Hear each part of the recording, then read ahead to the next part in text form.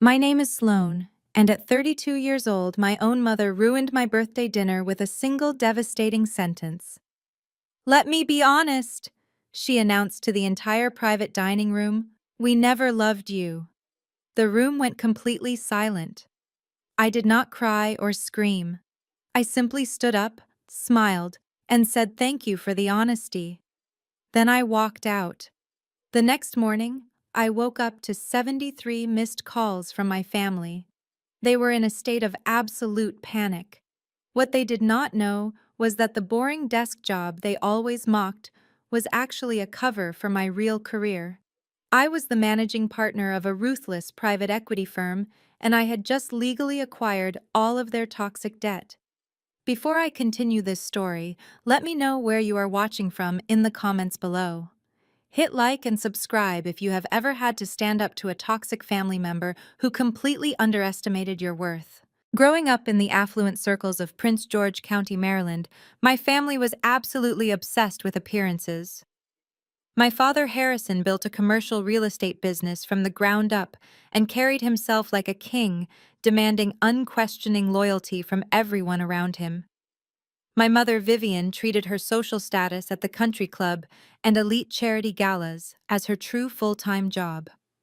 They demanded perfection and traditional success from their children.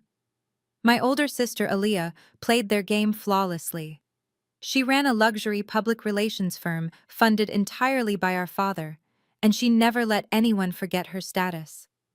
I was always the quiet one, the analytical daughter, who preferred studying financial spreadsheets to attending high society events.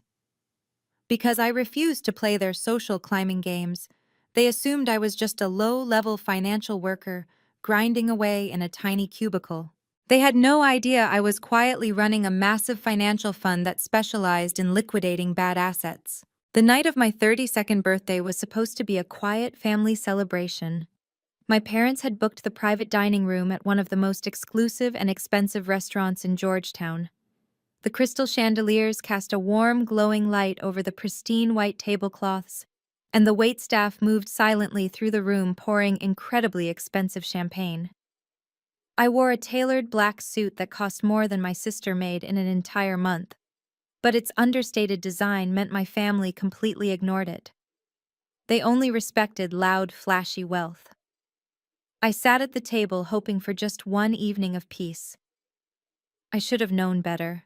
We had barely finished our appetizers when my mother tapped her crystal glass with a silver spoon. I looked up expecting a brief birthday toast or at least a polite acknowledgement of the occasion. Instead, Vivian stood up and smoothed her silk designer dress with heavily manicured hands. She looked around at the guests, which included several high society friends she had invited without my permission. "I want to raise a glass to the real star of the family tonight," my mother began, her voice carrying that artificial sweetness she used exclusively for her society friends.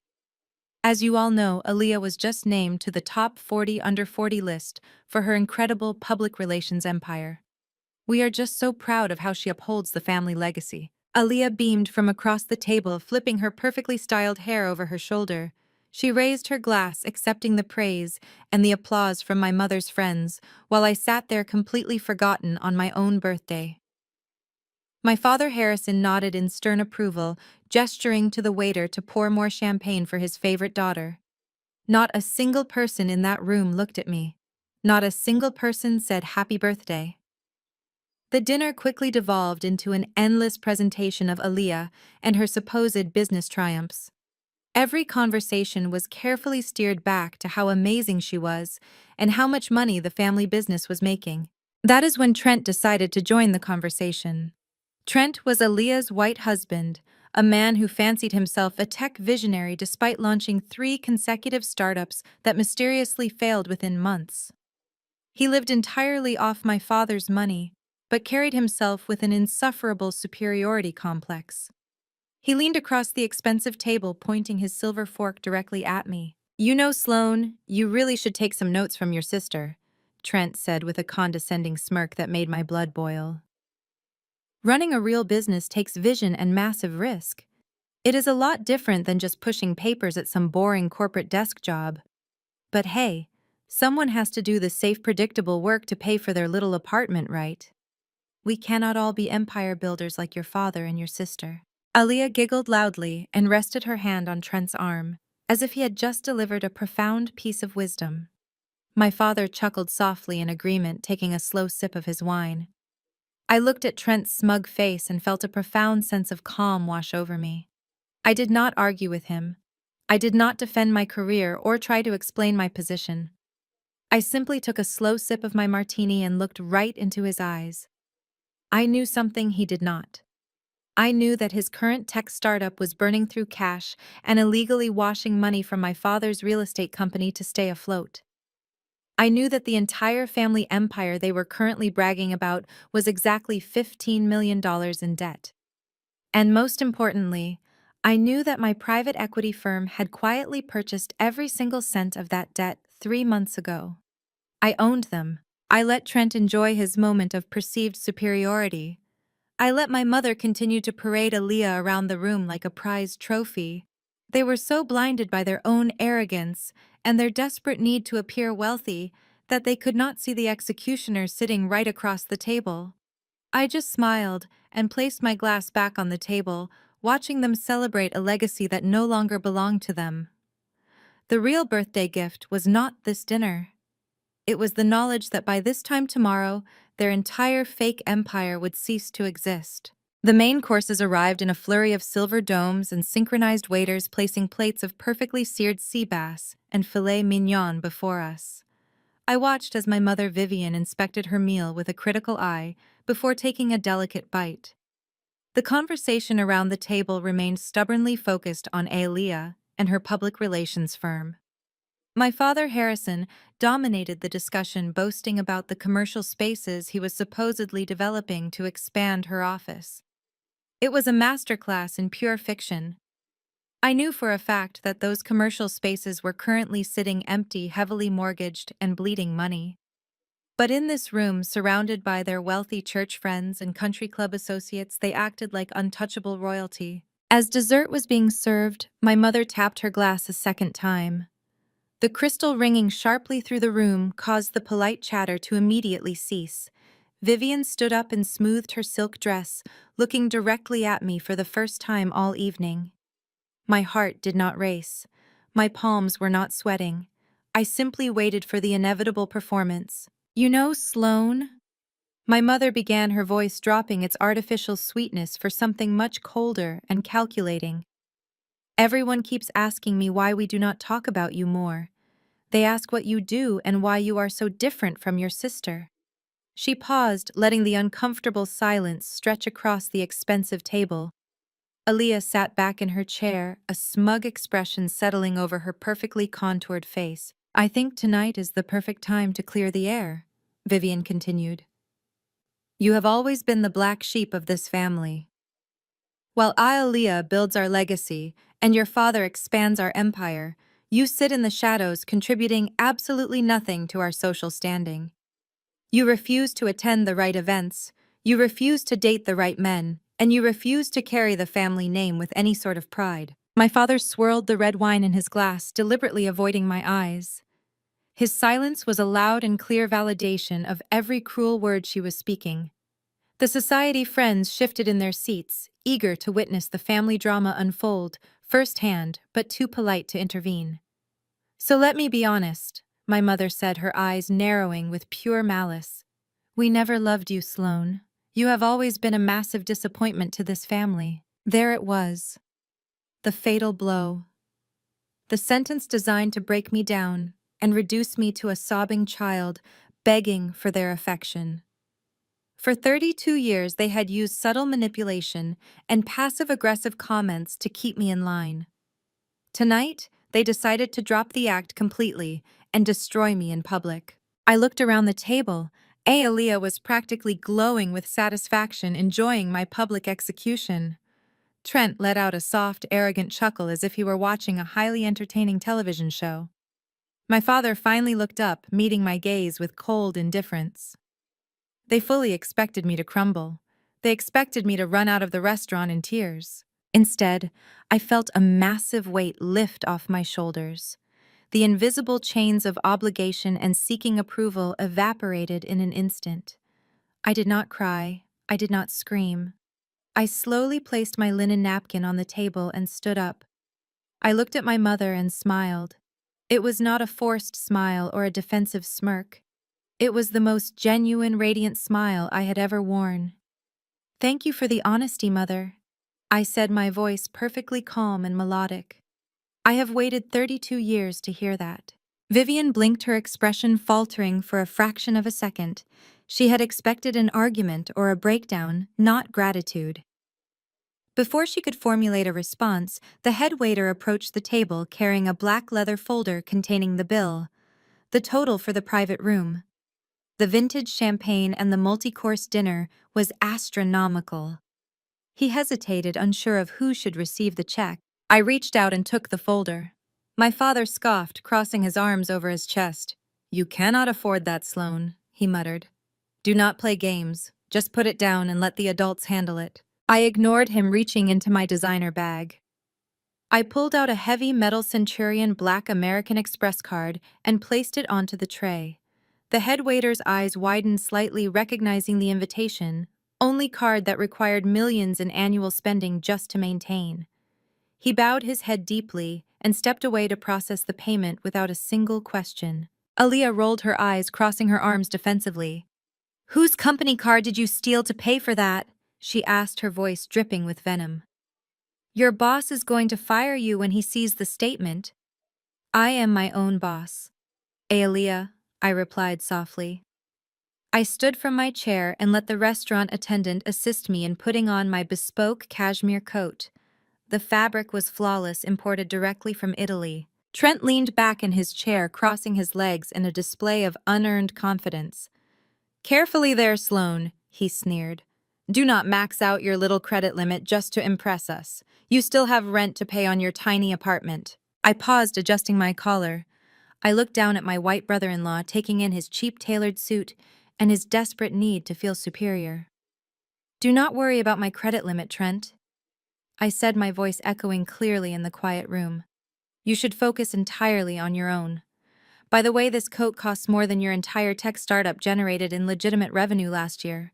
Trent turned bright red, his mouth opening and closing as he struggled to find a comeback. My father slammed his hand on the table, demanding respect, but I was already turning my back on them. I walked toward the exit, the sound of my heels clicking against the hardwood floor. The restaurant staff bowed respectfully as I passed, treating me with the deference reserved for their most powerful clients. I stepped out of the restaurant and into the cool, crisp air of the Washington night. My personal chauffeur stepped out of the idling black Maybach, opening the rear door for me. I slid into the luxurious leather seat, taking a deep breath of pure, unadulterated freedom. The family I had tried to please for 3 decades was gone, and I did not miss them at all. I slept beautifully that night. My $5 million penthouse was quiet and secure, high above the city streets. My fiancé Julian wrapped his arm around me as we rested, completely undisturbed by the drama I had left behind in Georgetown. When the morning sun finally filtered through the floor-to-ceiling windows, I stretched and reached for my phone on the nightstand. The screen illuminated, revealing an absolute explosion of notifications.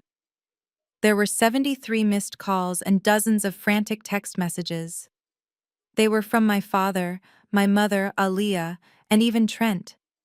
They were not calling to apologize for ruining my birthday. They were calling in a state of absolute unhinged panic. The financial slaughter had officially begun. The morning sun poured through the floor-to-ceiling windows of my penthouse overlooking the Potomac River, casting a warm golden glow over the imported hardwood floors. I stretched, pulling the high thread count sheets around me, and breathed in the scent of fresh espresso. My fiancé Julian walked into the master bedroom, carrying 2 steaming mugs. He wore a simple gray sweater and soft cotton pants, looking effortlessly handsome. Julian was a senior financial attorney, a man who understood the quiet power of true wealth and had been my anchor through the years of my family's emotional abuse. He handed me my coffee and sat on the edge of the bed, a knowing smile playing on his lips. "Good morning, beautiful," he said, his voice deep and grounding. You have quite the situation developing on your phone. I took a sip of the perfect espresso and picked up my device from the nightstand. The screen was practically glowing with an endless stream of notifications. 73 missed calls, dozens of text messages, voicemails piling up one after another.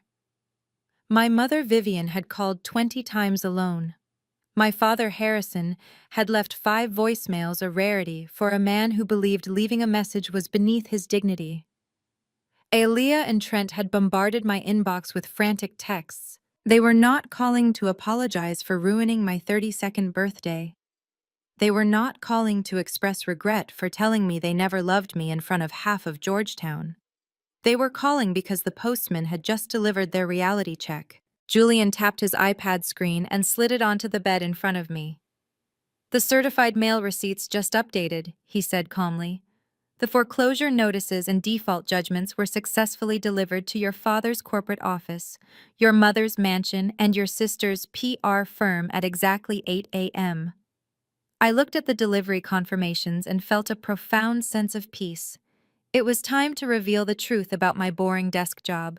For the past 5 years, my family assumed I was a low-level analyst, pushing papers in a cramped cubicle trying to scrape by. They mocked my modest wardrobe choices when I visited them, and my refusal to flaunt designer labels on social media. What they failed to understand was that real wealth whispers, while fake wealth screams. I was not an analyst. I was the managing partner of an aggressive private equity firm based in Washington, D.C. My specialty was acquiring toxic debt, restructuring failing companies, and liquidating assets.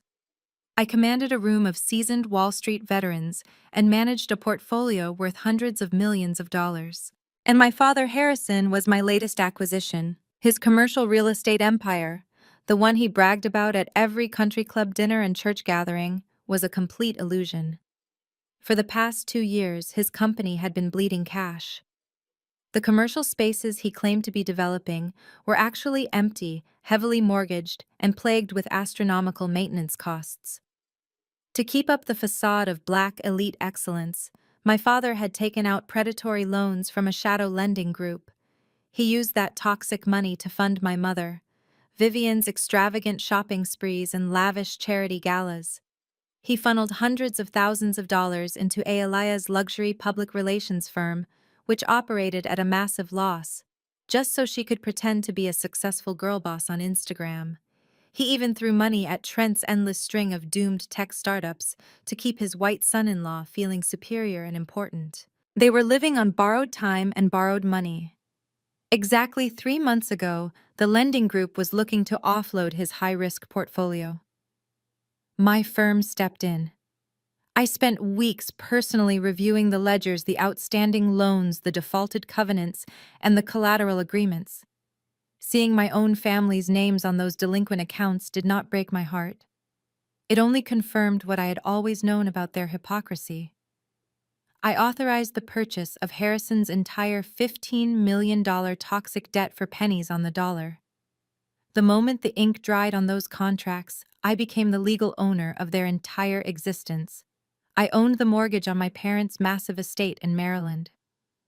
I held the lien on the office building where Aalia ran her fake PR empire. I was their sole creditor. They had spent my entire life making me feel small and insignificant.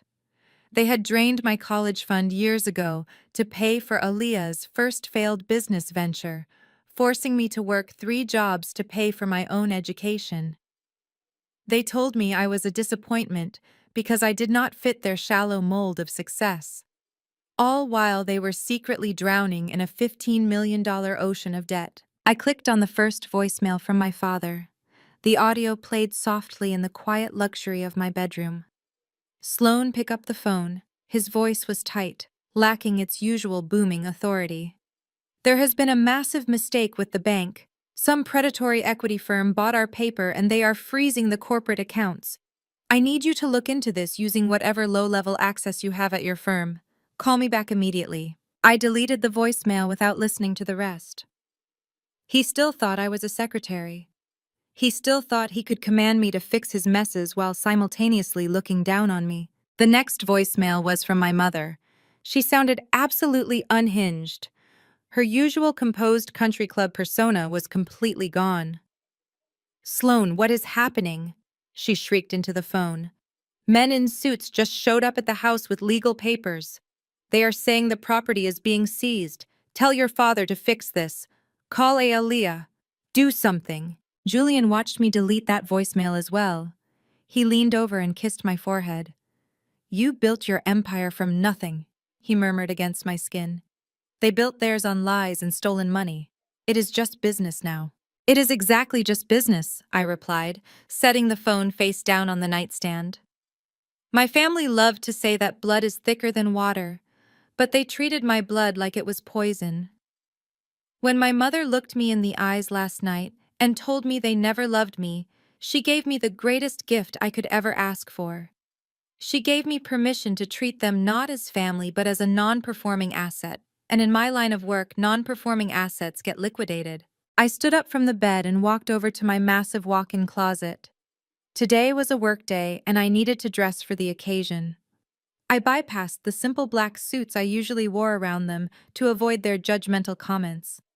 Instead, I selected a sharp-tailored olive green blazer and matching trousers. I slipped on a pair of designer heels that commanded respect with every step. I was going to the office today, not as the disappointing daughter, but as the executioner of their fake empire. As I finished getting dressed, my phone lit up with an incoming call. The caller ID displayed Aalia's name. The golden child was finally reaching out directly. I knew exactly what this call would be about. It would not be an apology for her smug laughter at the restaurant last night. It would be a demand. She was about to realize that the safety net she had relied on her entire life had just been violently ripped away. I picked up the phone, swiped to answer, and pressed it to my ear. I did not say hello. I simply waited for the panic to spill over the line. "Sloane! What the hell is going on?" Aaliyah screamed through the speaker, her voice shrill and completely stripped of its usual polished public relations tone. "There are men in cheap suits taping notices to the glass doors of my agency. They are telling my staff to pack up their desks. You need to fix this right now." I walked over to the kitchen island and poured myself another cup of coffee. I watched the steam rise from the dark liquid, letting her frantic breathing fill the silence of my penthouse. I did not rush to answer her. I wanted her to sit in that panic for just a few seconds longer. "Fix what, Aaliyah?"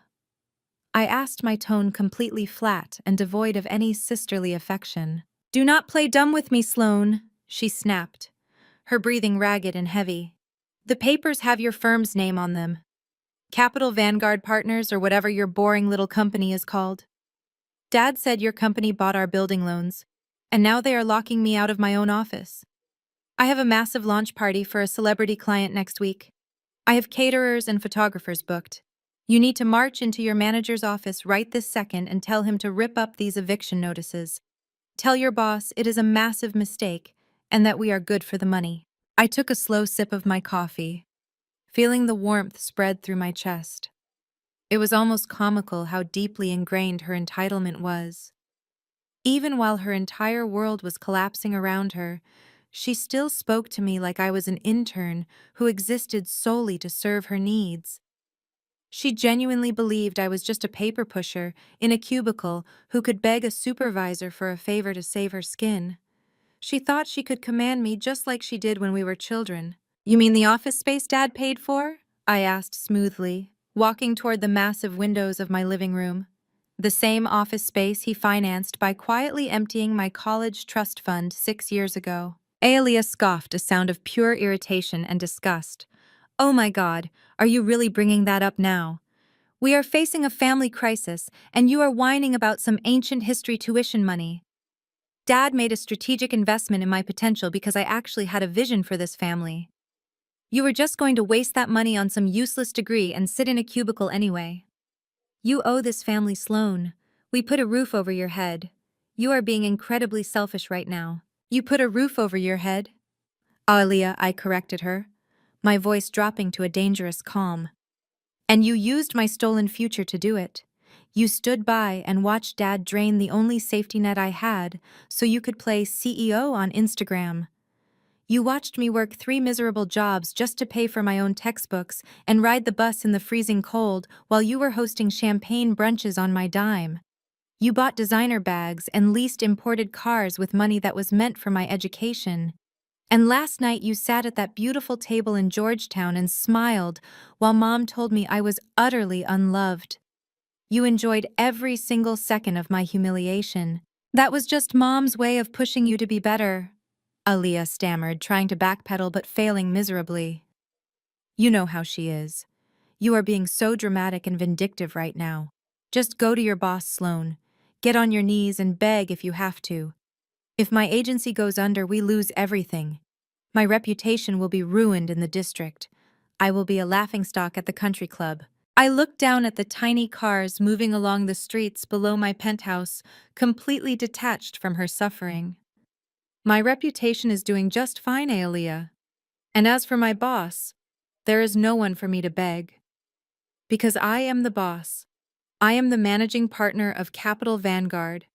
I am the one who personally reviewed your dismal profit margins and fake client lists.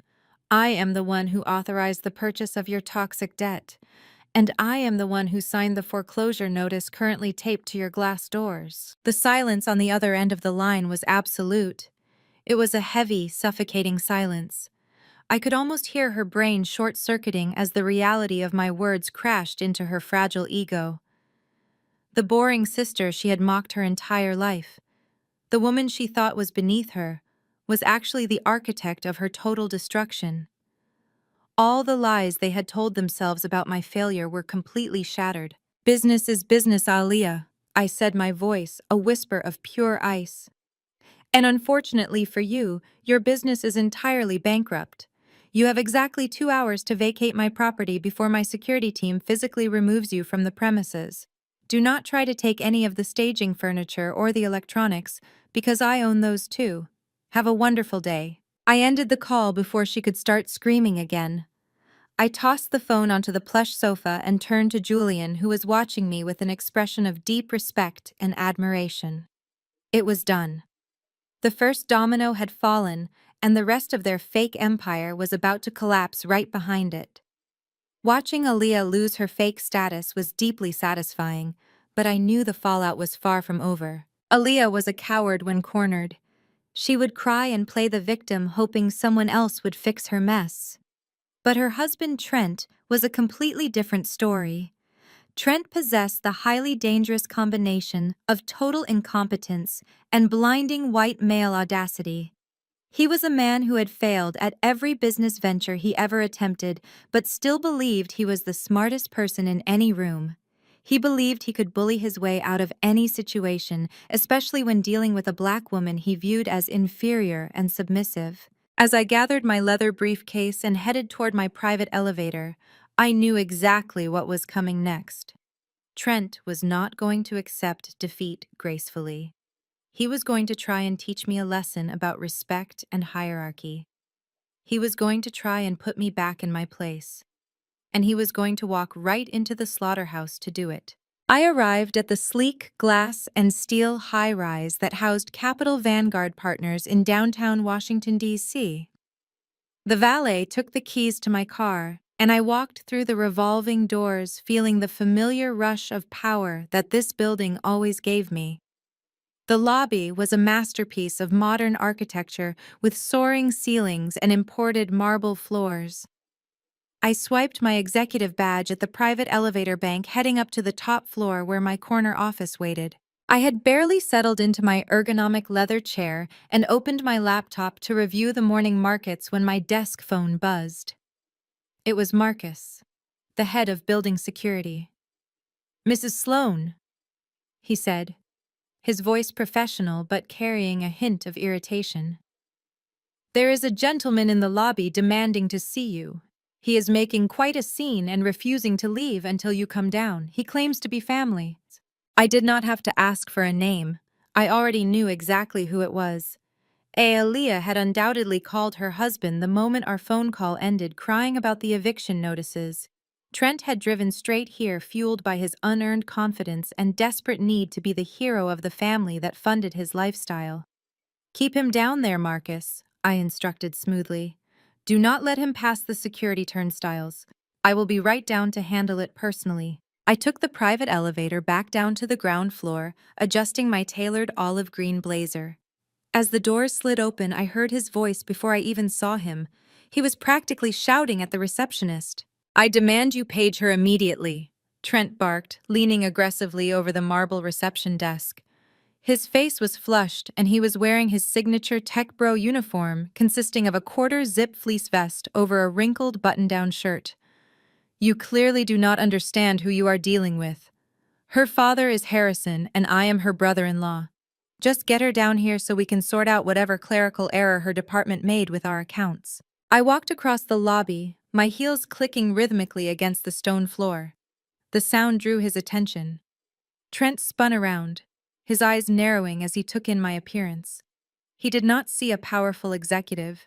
His deeply ingrained bias only allowed him to see the disappointing sister-in-law who was somehow causing problems for his easy life. Sloane, finally, he sighed loudly, crossing his arms and shaking his head.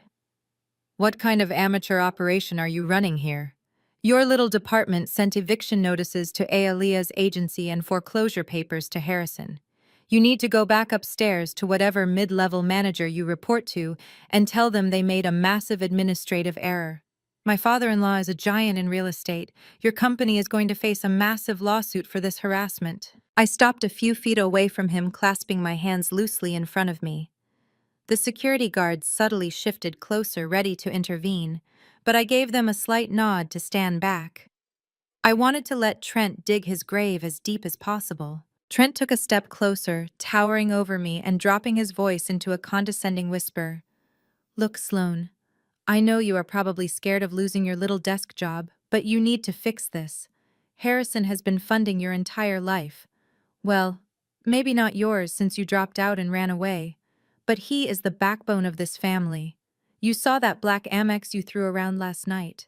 I do not know whose name is really on that card or what kind of debt you are drowning in to pretend you are wealthy, but we need that credit right now. He actually reached out and snapped his fingers in front of my face as if trying to wake me up. You need to take out a cash advance on whatever credit cards you have. Trent demanded, his tone morphing from irritated to commanding. You need to take out a personal loan against your apartment. Harrison has some liquidity issues right now because of the current market climate. It is standard real estate stuff. You probably would not understand the complex financial mechanics of it. But he needs capital today to satisfy these predatory lenders your company works for. I stared at him, letting the sheer audacity of his words hang in the air between us. He genuinely believed I was going to ruin my own credit and plunge myself into debt to save a man who had publicly disowned me. He thought his position as the white savior of our black family gave him the authority to dictate my financial ruin. You are going to walk over to a bank and pull out at least $200,000. Trent continued, oblivious to my total lack of reaction. We can use that to hold off your aggressive collection department until Harrison moves some assets around. Aaliyah is in tears, Sloane. Her entire launch party is ruined because of your incompetence. This is your chance to finally be useful to this family. You are going to show some loyalty for once in your life and bail us out. If you do this right, I will even put in a good word for you with Harrison. Maybe he will finally forgive you for being such a massive disappointment. The absolute delusion radiating from him was intoxicating. He stood there in the lobby of a building I practically owned, trying to explain high-level finance to the woman who literally held the deed to his entire existence. He was trying to leverage family loyalty, a concept they had weaponized and destroyed years ago, to manipulate me into funding his luxurious lifestyle. He thought he had the upper hand. He thought he was the smartest person in the room. I did not raise my voice. I did not flinch or break eye contact with the man standing in my lobby attempting to lecture me about assets and liquidity. I simply let a cold smile touch my lips before I reached into my tailored blazer and pulled out my tablet. I tapped the screen, waking it up, and pulled up a highly classified encrypted file that my forensic accounting team had finalized late last night. Trent crossed his arms, tapping his expensive leather shoe against the marble floor, waiting for me to apologize and hand over my personal credit cards. Instead, I calmly turned the screen of my tablet toward him. I watched his eyes dart down to the display. Initially, his expression remained arrogant, but as his eyes scanned the headers of the documents, his face went entirely slack. "What is this?" he asked, his voice suddenly losing its booming authority. "That Trent is the entire financial footprint of your latest tech startup," I replied, keeping my tone perfectly measured. "The one you claim is on the verge of disrupting the digital market. My analysts have spent the past 72 hours tracing every single dollar that has flowed into your operating accounts over the last 3 years. You see, when I purchased my father's $15 million debt portfolio, I gained access to his complete financial history. And what I found was a fascinating network of shell companies and fake vendor invoices." Trent uncrossed his arms. His pale skin began to turn a sickly shade of gray. He opened his mouth to speak, but nothing came out. "It appears that your brilliant tech company has zero actual clients." I continued, taking a single step closer to him. "But it does have millions of dollars in revenue. Revenue that strangely matches the exact amounts my father illegally siphoned out of his commercial properties before defaulting on his mortgages. You have been creating fake software licensing invoices to wash Harrison's dirty money. You were hiding his assets from his creditors and taking a generous management fee off the top to fund your luxury cars and Aalia's designer wardrobe." Trent stumbled backward as if he had been physically struck. The confidence that had radiated from him just moments ago evaporated completely. "That is a lie." He stammered, a bead of sweat breaking out on his forehead. "You fabricated these numbers. You are just a bitter dropout trying to ruin your sister's life because you are jealous." I slowly scrolled to the next page on the screen, displaying his personal banking routing numbers and the exact timestamps of the wire transfers. "I am not a dropout, Trent," I said softly. "And I am certainly not an analyst working in a cubicle. I am the managing partner of Capital Vanguard. This building belongs to my firm. The security guards standing behind you work for me. And as of this morning, I own every single asset your father-in-law has ever touched. Your entire lifestyle was built on fraud, and I have the receipts." He looked around the grand lobby, suddenly realizing how small he was in this environment. The security guards were watching him closely, waiting for my command. His eyes darted back to the tablet, his breathing becoming shallow and rapid. "That constitutes federal money laundering," I explained, enjoying the absolute terror washing over his features. "Wire fraud, tax evasion, and conspiracy. It carries a minimum sentence of 10 to 15 years in federal prison. The IRS and the FBI love cases like this because the paper trail is incredibly sloppy. You and Harrison did not even try to hide the digital footprints." "Please, Sloan," Trent whispered, his voice cracking. His hands were trembling now. "You cannot do this. Aaliyah does not know anything about the money. She thinks the startup is legitimate. If you expose this, you will destroy the whole family."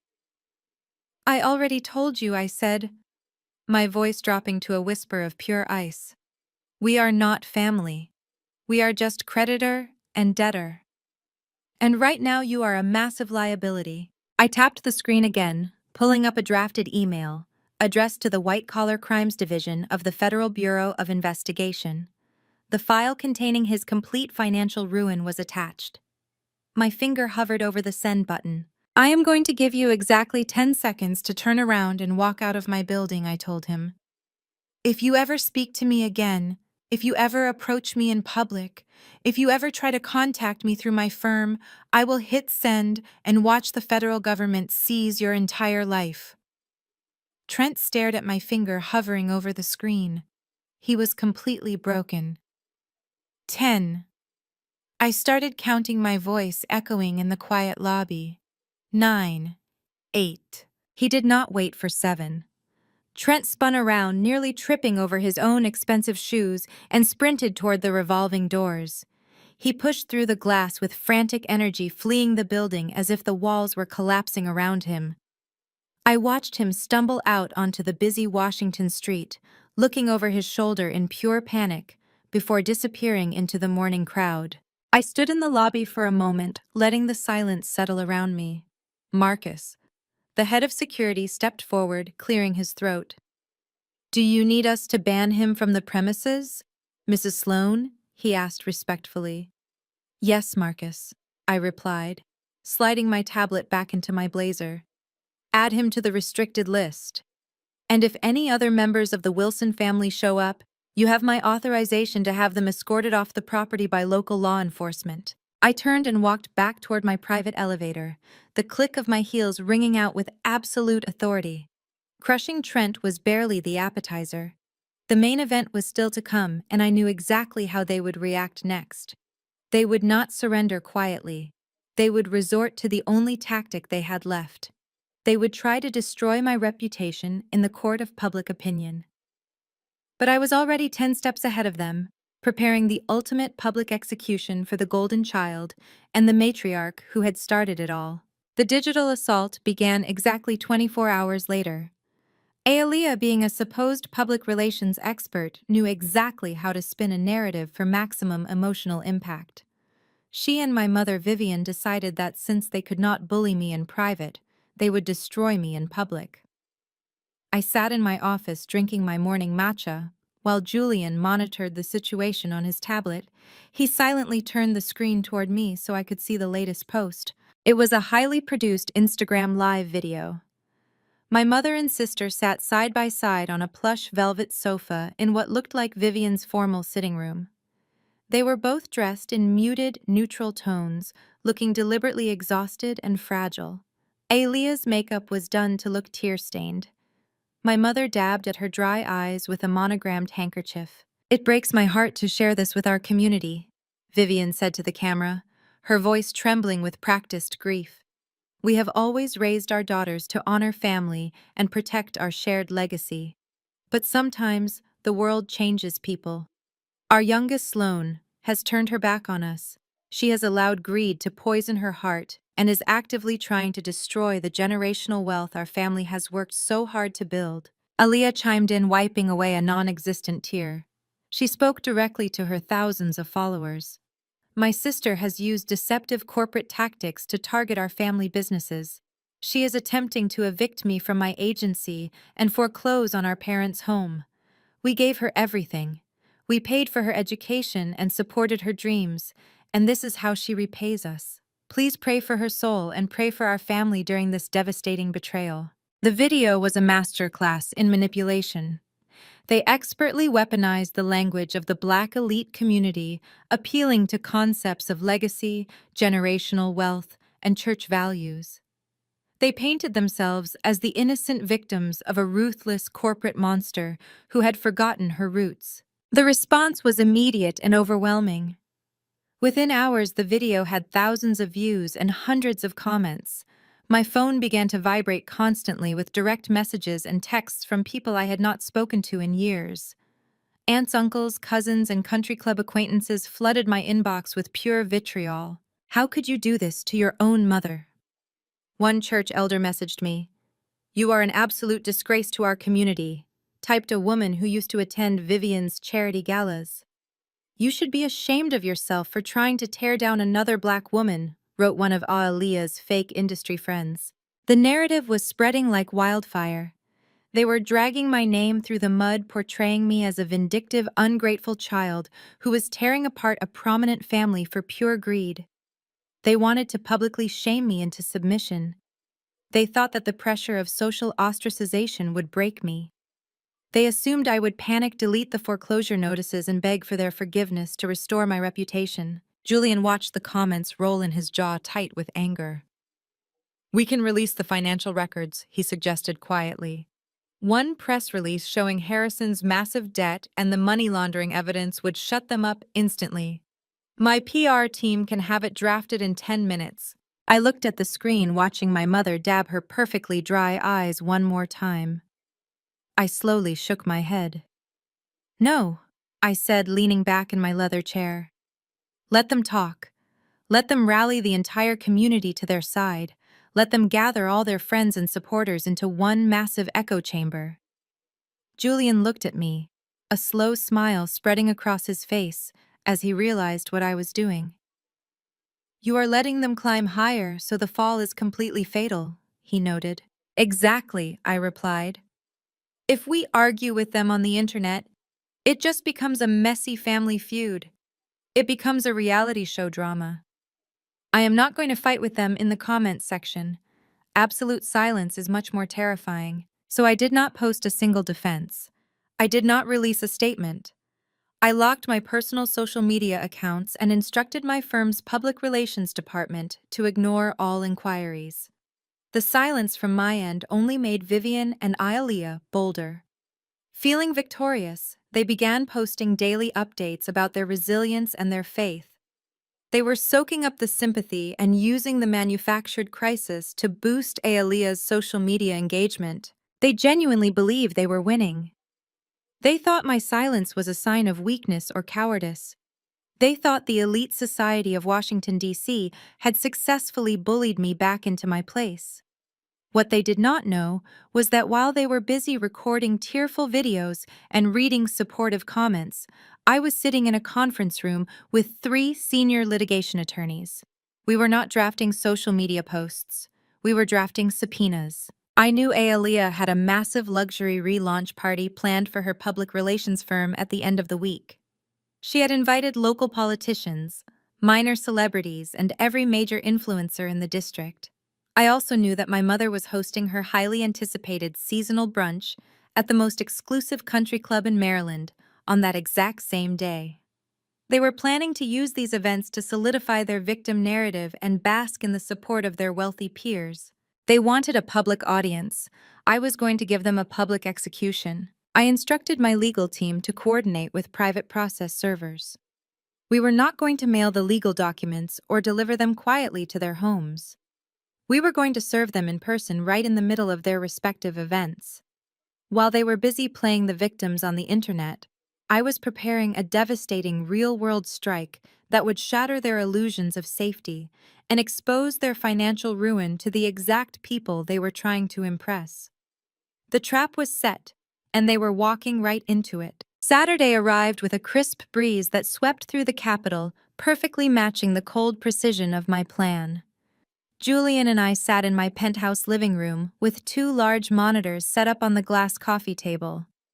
We were not physically attending either event, but in the modern age of social media, we did not have to. We had front-row seats to the destruction we had orchestrated. My mother Vivian was hosting her highly anticipated seasonal brunch at the Rolling Hills Country Club in Maryland. The guest list was a carefully curated collection of church elders, politicians' wives, and local socialites. She had booked the grand terrace overlooking the golf course. According to the live updates on Instagram, she was wearing a pale pink designer suit and holding court at the head of the table. She was actively playing the role of the heartbroken matriarch, dabbing her eyes while sipping expensive mimosas and absorbing the sympathy of the Black elite. At the exact same time across the city in downtown Washington, my sister Aaliyah was hosting the luxury relaunch party for her public relations firm. The irony of throwing a lavish party in an office space she had not paid rent on in 4 months was not lost on me. She had hired a string quartet catering staff carrying silver trays of caviar and a professional photography team. She stood in front of a massive floral wall, giving interviews to local lifestyle bloggers about her resilience in the face of family betrayal. What neither of them knew was that I had hired an elite private security and process serving firm. I paid a premium to ensure my process servers did not look like typical couriers in cheap windbreakers. They were dressed impeccably, blending seamlessly into the wealthy crowds. We watched Vivian's downfall first through a live stream posted by one of her country club associates. The camera was focused on my mother as she gave a tearful speech about how money changes people and how she only prayed for my salvation. Just as she raised her glass to toast to family loyalty, a tall man in a tailored navy suit approached her table. He moved with such quiet authority that the women around my mother simply assumed he was the club manager. "Excuse me, are you Vivian?" The man asked, his voice polite but carrying enough volume that the surrounding tables grew quiet. My mother smiled her perfect society smile, assuming he was a guest coming to offer his condolences. "Yes, I am Vivian," she replied graciously. The man smoothly pulled a thick legal envelope from his breast pocket and placed it directly onto her fine china plate right on top of her imported brioche. "You have been served," he said with absolute professional detachment. "These are subpoenas for asset seizure and mandatory depositions regarding federal financial fraud. Have a pleasant afternoon." The man turned and walked away before my mother could even process the words. The live stream captured the exact moment her polite smile shattered into a mask of pure horror. Her trembling hands picked up the envelope displaying the bold red legal seals to the entire table of gossiping socialites. The woman filming the live stream gasped audibly, and the video abruptly ended, but the damage was permanently done. My mother had just been served papers for financial fraud in front of the exact women she had spent decades trying to impress. Her carefully constructed reputation evaporated in a matter of seconds. Julian poured 2 glasses of sparkling water and handed me one, just as Aalia's event descended into chaos. We switched our attention to the second monitor, tracking the social media tags for Aalia's public relations firm. She was standing on a small elevated platform in the center of her rented office, holding a microphone. She was in the middle of a speech about Black female entrepreneurship and overcoming obstacles. The room was packed with influencers holding up their phones recording every word. My second process server, a woman dressed in a sleek designer dress, stepped out from the crowd and walked directly up to the platform. She did not wait for Aaliyah to finish speaking. She simply reached up and handed Aaliyah a massive stack of bound legal documents. Aaliyah stopped talking, staring at the woman in confusion. She leaned away from the microphone, but the room was so quiet that the process server's voice carried clearly to everyone present. "Aaliyah, you are hereby served with a commercial eviction notice and a federal subpoena for corporate money laundering," the woman announced loudly. "You have 48 hours to vacate these premises before law enforcement changes the locks." The reaction was immediate and catastrophic. Dozens of smartphones were recording the exact moment the golden child was exposed as a complete fraud. Aaliyah dropped the microphone. The harsh feedback squeal echoed through the room as the heavy legal documents slipped from her hands and crashed onto the floor. The papers spilled open, revealing the eviction notices and banking records to the front row of guests. The influencers in the room did exactly what influencers do. They did not offer sympathy. They zoomed in. They captured her panicked face, the scattered legal documents, and the awkward silence that suffocated the room. Within minutes, the videos were uploaded to every major social platform. The hashtags that Aaliyah had created to promote her business were instantly hijacked by footage of her public humiliation. I leaned back against the plush cushions of my sofa, taking a slow sip of my sparkling water. The execution had been flawless. They wanted to use the public to shame me into submission.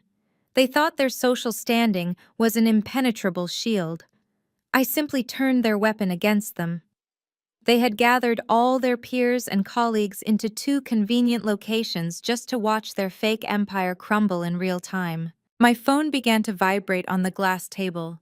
It was not the angry hate messages from church elders anymore. The people who had been messaging me yesterday to call me a disgrace were now frantically deleting their comments and sending apologies, realizing they had publicly sided with criminals. The community that Vivian and Ilea had relied on to destroy me was rapidly distancing itself to avoid being associated with a federal fraud investigation. They were completely isolated now, stripped of their fake wealth, their social currency, and their devoted followers. They had nowhere left to hide, and no one left to manipulate. The stage was perfectly set for the final phase of my plan. Harrison the patriarch, who had enabled all of this, was about to realize that his arrogant maneuvering had finally run out of runway. He was going to try to negotiate thinking he still held some kind of power. He was about to schedule a meeting with the faceless board of the equity firm that owned him, and I was going to be waiting for him right at the head of the table. Monday morning arrived with a torrential downpour washing over the streets of Washington, D.C. But inside the executive suite of Capital Vanguard Partners, the atmosphere was crisp and controlled. I sat at my desk reviewing the final preparation documents my legal team had assembled over the weekend. My assistant knocked softly and entered my office, placing a fresh matcha latte on my desk. She smiled professionally and informed me that Harrison and his legal counsel had just arrived in the lobby. Harrison had spent the entire weekend desperately trying to stop the bleeding. After his wife and golden child were publicly humiliated, he realized that social media campaigns and church gossip were entirely useless against federal subpoenas and corporate foreclosure notices. His back was firmly pressed against the wall, but instead of humbling himself, he doubled down on his arrogance. He assumed that Capital Vanguard Partners was just another faceless private equity firm run by a group of wealthy white men that he could charm, intimidate, or bribe into giving him an extension. He had demanded an emergency meeting with the board of directors, entirely unaware that the board was a singular entity, and that entity was the daughter he had disowned. I watched the live feed from the lobby's security cameras on my secondary monitor. Harrison strode through the revolving glass doors, wearing a bespoke charcoal pinstripe suit that projected an image of untouchable wealth. He walked with the exaggerated swagger of a man who believed he owned the city completely, ignoring the reality that his entire portfolio was currently in my possession. His lead attorney, a seasoned corporate shark named Richard, followed closely behind him, clutching a thick leather briefcase. They approached the reception desk, and Harrison leaned heavily against the marble counter. I could not hear the audio, but his body language screamed entitlement. He was probably dropping names of local politicians and demanding immediate access to the managing partners. He thought he was walking into a standard negotiation where he could leverage his decades of experience in commercial real estate to restructure his toxic debt. He planned to use industry jargon, offer a small fraction of what he owed as a gesture of good faith and promise future returns that did not actually exist. My assistant buzzed my intercom. She kept her voice perfectly neutral as she announced that Mr. Harrison was demanding to speak with the head of the acquisitions department immediately. He specifically requested the senior partner in charge of the Mid-Atlantic portfolio. I smiled, taking a slow sip of my matcha. Put them in conference room A, I instructed her. Offer them sparkling water and tell them the managing partner will be with them shortly. Let them wait for exactly 15 minutes. I wanted Harrison to sit in that glass-walled room and absorb the sheer magnitude of the firm that held his fate. Conference room A was our most intimidating space. It was located on the top floor, offering a sweeping panoramic view of the Capitol. The table was a massive slab of polished black marble surrounded by 20 ergonomic leather chairs. It was designed to make visiting executives feel small and insignificant before negotiations even began. Julian walked into my office adjusting his silk tie. He looked at the security feed on my monitor, watching Harrison and his lawyer being escorted to the elevators. Julian shook his head, a low chuckle escaping his lips. He really has no idea what is about to happen, Julian murmured. He is walking into a slaughterhouse thinking he is the butcher. He genuinely believes his charm and his golf course connections are going to save him, I replied, standing up and smoothing down the lapels of my tailored white suit. He thinks because he has survived previous market downturns by moving money around in the dark that he can outsmart a private equity firm. He is going to walk into that room and try to play the elder statesman. He will try to patronize the board with stories about how he helped build this city. Julian stepped aside, holding the door open for me. Are you ready to show him exactly who built this firm? He asked, his eyes shining with pride. I picked up the single red folder containing the absolute liquidation of Harrison's empire. The folder held the bankruptcy filings, the asset seizure authorizations, and the federal money laundering reports, tying his accounts to Trent's fraudulent startup. It was a collection of paper that represented the end of his arrogant reign. I have been ready for 32 years, I said, my voice echoing with absolute certainty. I walked down the long carpeted hallway toward conference room A. The sound of my heels was the only noise cutting through the silent executive floor. Through the frosted glass walls, I could see the silhouettes of the two men sitting at the far end of the massive table. Harrison was checking his expensive watch, tapping his fingers impatiently against the marble surface. His lawyer was reviewing a stack of heavily redacted financial disclosures, desperately searching for a loophole that did not exist. They were completely blind to the reality of their situation. Harrison thought he was about to engage in a battle of wits with corporate strangers. He thought he could use his status as a prominent black businessman to guilt a faceless corporation into giving him a second chance. He was completely unprepared for the fact that the person holding the axe was the exact same woman he had publicly discarded at a Georgetown restaurant just days ago. I placed my hand on the cool metal handle of the conference room door, taking one final breath before stepping into the room to burn his kingdom to the ground. I pushed down on the heavy metal handle and let the glass door swing open. The hinges were perfectly silent as I stepped into the expansive conference room.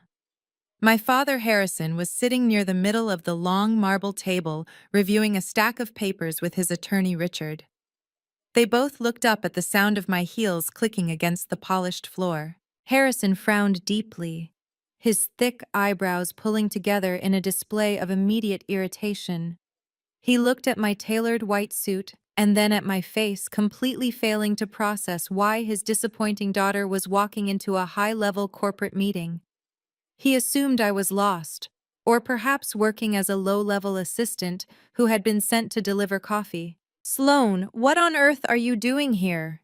Harrison barked, his voice echoing in the large room. "This is a secure floor and a highly confidential meeting. You cannot just wander in here and embarrass me in front of my legal counsel. Go back down to the lobby and wait until I am finished conducting actual business." I did not respond to his commands. I walked deliberately past him, my eyes fixed on the massive leather chair at the very head of the table. The chair reserved strictly for the managing partner. I pulled it out and sat down, resting my hands on the cool black marble. I placed the single red folder directly in front of me.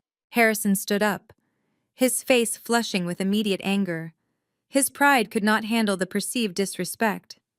"I told you to leave," he demanded, slamming his hand flat against the table. "This is not a game, Sloan. I am here to meet with the executive board of Capital Vanguard Partners regarding a multi-million-dollar portfolio restructuring. Get out of that chair right now and go fetch your boss, before I have security escort you out of the building." Richard, the seasoned corporate attorney, had not spoken a word. Unlike my father, Richard was a man who paid attention to details. He noticed the tailored precision of my suit. He noticed the way I carried myself with absolute authority. And most importantly, his eyes locked onto the gold lettering embossed on the cover of the red folder I had just placed on the table. The folder that contained the entire financial autopsy of Harrison's crumbling empire. I leaned back in the executive chair, folding my hands together. "I am not fetching anyone, Harrison," I said, keeping my voice perfectly level and devoid of any emotion. "And as for security, they work for me.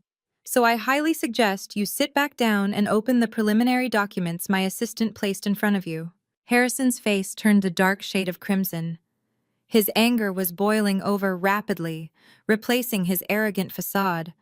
He turned to his lawyer, pointing a shaking finger at me. "Richard, I apologize for this ridiculous interruption," Harrison sputtered. "This is my estranged daughter.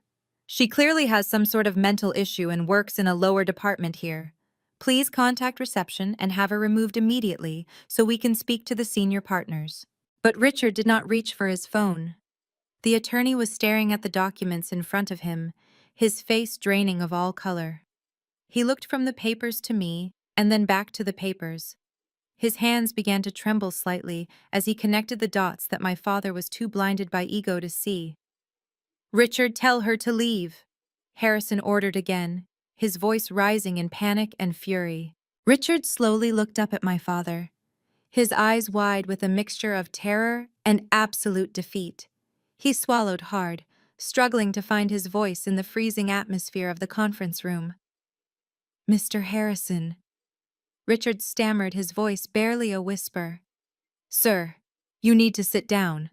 "I am not sitting down until she leaves," Harrison shouted, leaning over the table. "I demand to see the managing partner right now." "Harrison, please," Richard pleaded, tugging weakly at my father's tailored sleeve. You do not understand. She is not an assistant. The lawyer took a shaky breath, avoiding my gaze as he delivered the fatal blow to my father's massive ego. Sir, she is the boss. She is Sloan, the managing partner of Capital Vanguard. She is the sole proprietor of the debt portfolio. She is our creditor. The words hung in the air, suspended in the absolute silence of the room. Harrison froze his body, locking up as the sheer impossibility of the statement collided with his reality. He looked at Richard, searching the lawyer's face for any sign that this was a sick joke. But Richard only looked down at the table, completely defeated. Harrison slowly turned his head to look at me. The arrogant titan of real estate, the man who had demanded perfection from his family and discarded me for failing to meet his standards, was suddenly looking at the grim reaper of his financial existence. His mouth opened, but no words came out. His legs seemed to lose their strength, and he slowly sank back into his chair, staring at me as if he were looking at a ghost. I did not offer him a comforting smile. I did not gloat or raise my voice to celebrate my victory. I simply opened the red folder and looked down at the first page of his total liquidation. Now that we have established exactly who is running this meeting, I said, my voice cutting through the silence like a scalpel. Let us discuss the immediate surrender of your entire fraudulent empire. You owe me $15 million. Harrison and I am here to collect every single cent. I reached into the red folder and pulled out a thick stack of heavily redacted bank statements and internal ledgers. I did not hand them to him gently. I tossed them across the slick marble surface of the table, watching them slide and fan out right in front of his shaking hands. Take a good look at page 4, I instructed, keeping my eyes locked on his pale face. That is the commercial property on M Street. The one you told the country club you were renovating into a luxury retail space. According to these records, you took out a commercial construction loan of $3.2 million against that property. But not a single contractor was ever hired. Not a single permit was ever filed with the city. Harrison swallowed hard, his Adam's apple bobbing in his throat. He looked down at the highlighted numbers, but he could not bring himself to read them out loud. His lawyer, Richard, leaned in to inspect the documents, the color continuing to drain from his face with every line he read.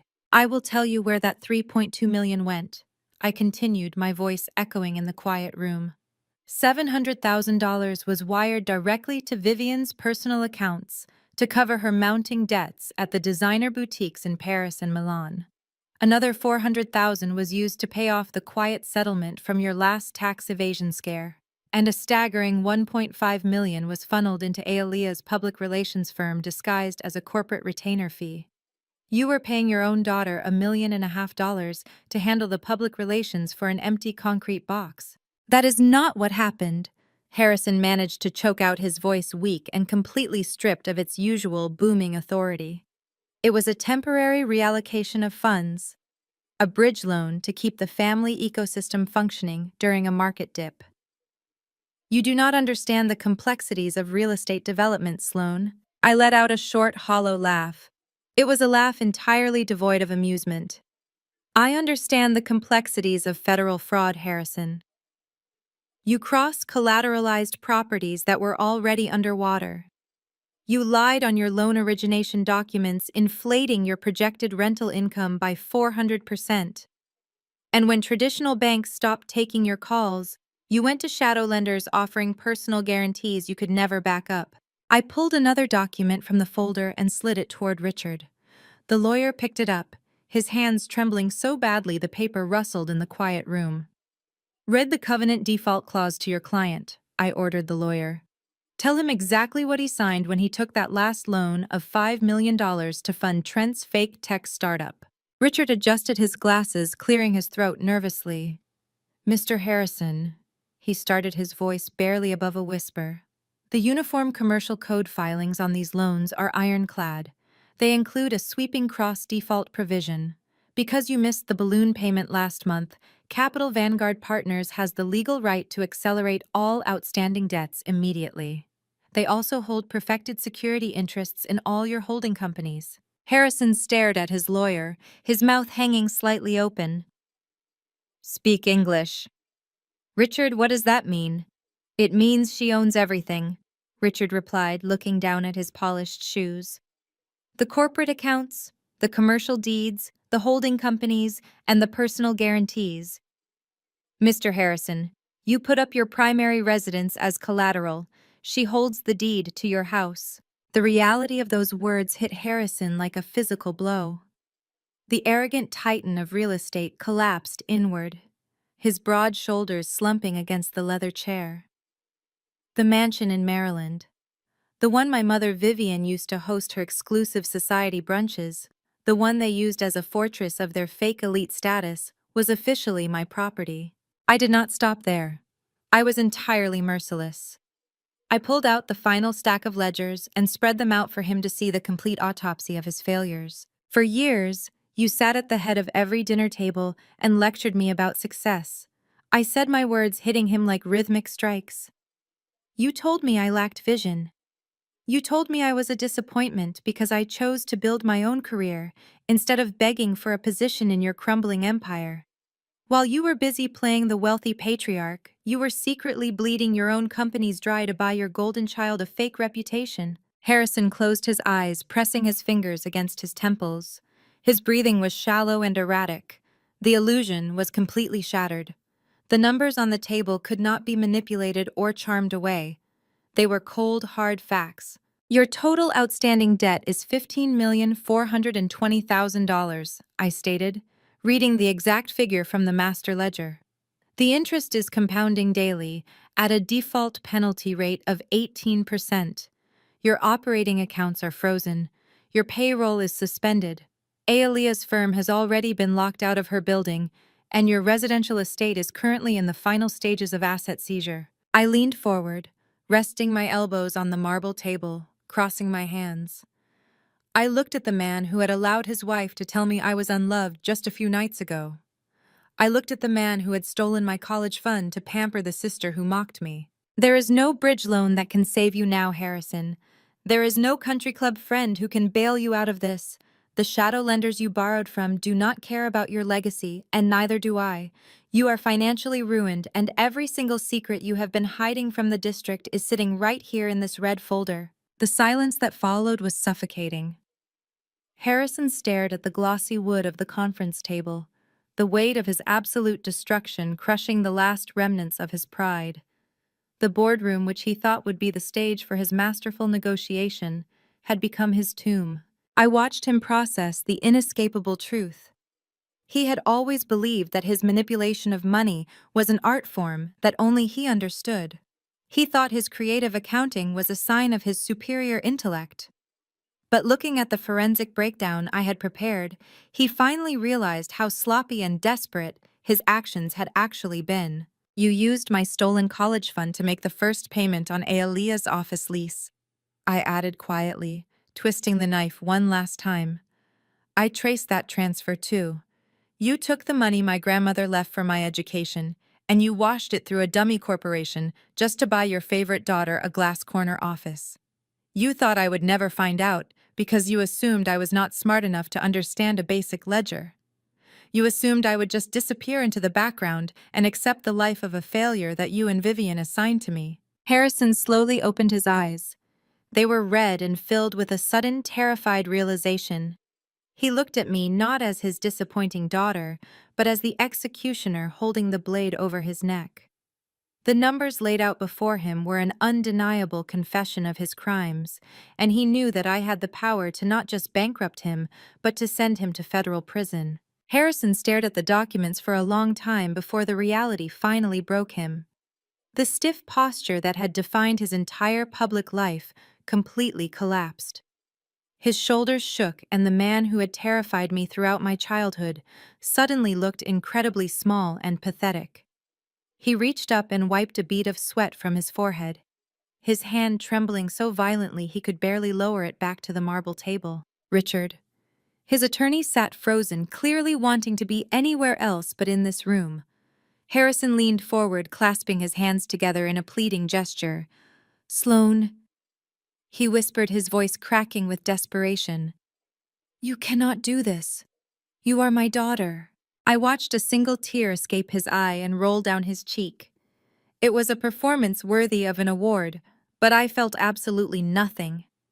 Please, Sloane. He continued, his voice growing thick with manufactured grief. We are blood. I am your father. I raised you. I put a roof over your head and food on your table. You cannot send your own flesh and blood to federal prison. You cannot take the family home from your mother. We are a family. Family forgives. I let his words hang in the freezing air of the conference room.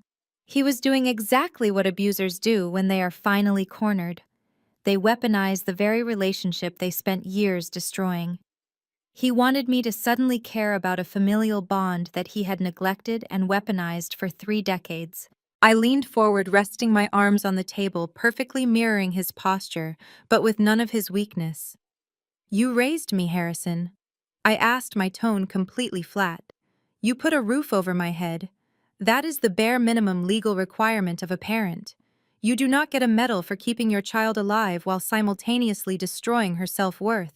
Do you remember when I was 18? I asked him, keeping my eyes locked on his tear-stained face. I had just gotten accepted into a highly competitive finance program. I came to your home office asking for help with the tuition. You sat behind your massive desk and told me that women in our family do not belong in finance. You told me that my role was to find a wealthy husband and look pretty at country club dinners, just like Vivian.